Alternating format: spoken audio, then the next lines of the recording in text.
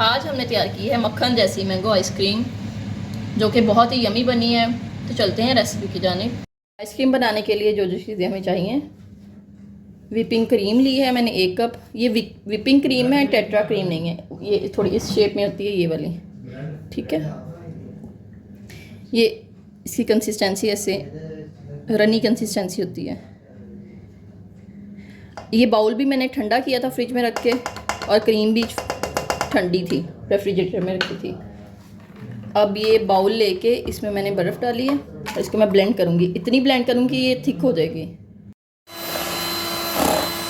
Blend करते हुए इसी स्टेज पे मैं 2 चम्मच पिसी हुई चीनी डालूँगी। बिस्मिल्लाह। आप कंडेंस मिल्क भी ऐड कर सकते हैं इसमें।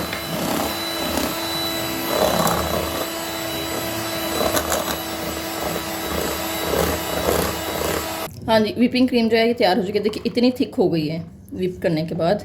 जब ऐसी हो जाएगी तब आपने इसको ब्लेंड करना छोड़ना है। इसके बाद ये मैंने आम का पल्प लिया है, 2 अदद आम लेके मैंने उसको काट के ब्लेंड कर लिया है। इसके पल्प को ही देखिए, बिस्मिल्लाहिर्रहमानिर्रहीम। ग्रेजुअली मैं इसको ऐड करूँगी इसमें और अच्छे से मिक्स करती जाऊँगी। बर्फ़ नीचे वैसे एहतियातन आप रहने दें, क्योंकि फिर ये दोबारा से उसी फॉर्म में जाना शुरू हो जाती है। पल्प को, मैंगो पल्प को अच्छी तरह इसके अंदर मिक्स करने के बाद ये छोटे छोटे मैंने मैंगो चंक्स लिए हैं, इनको भी इसके अंदर शामिल कर देंगे ताकि खाते हुए एक मज़े का टेस्ट आए।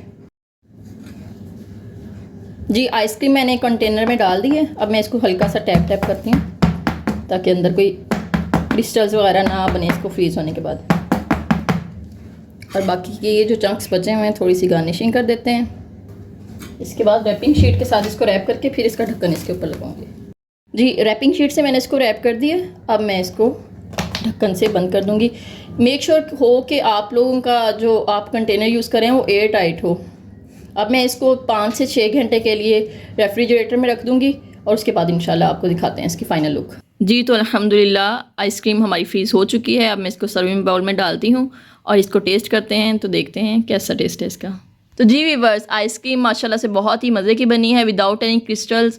आप भी इस आइसक्रीम को ज़रूर ट्राई करें और मुझे कमेंट सेक्शन में ज़रूर बताइएगा कि आपकी आइसक्रीम कैसी बनी है। तो चैनल को ज़रूर सब्सक्राइब करें और बेल आइकन को दबाना बिल्कुल मत भूलें। बहुत शुक्रिया, अल्लाह हाफिज़।